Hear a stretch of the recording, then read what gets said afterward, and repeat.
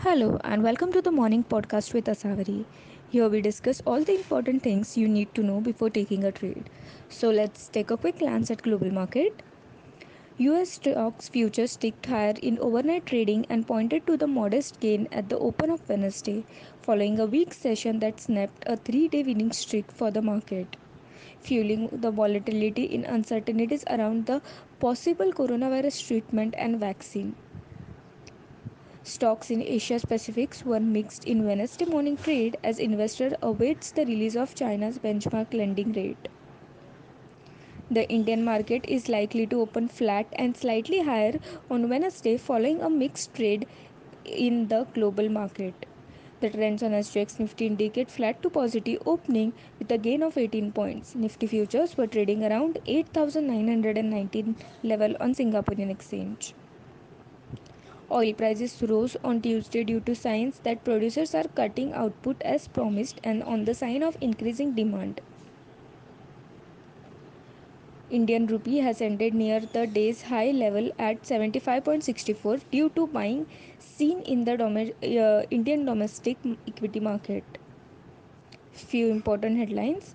SEBI allows mutual funds to make additional investment in government bonds. Government to revise criteria for classifying medium enterprises under MSMEs. Lastly, few stock specific. Bajaj Finance, the company reported 19.4% fall in quarter 4 of financial year 20 net profit year on year. Reliance Industries right issue worth rupees 53,036.13 crore opens today. Ujjivan Small Bank Finance, the company reported profit of rupees 73.15 crore in quarter 4 of financial year 20 versus 63.78 crore year on year. Tata Power's net profit in quarter 4 of financial year 20 rose to 403 crore from 122 crore. L&T Tech, the company reported 12.9% year-on-year rise in quarter 4 of financial year 20 net profit.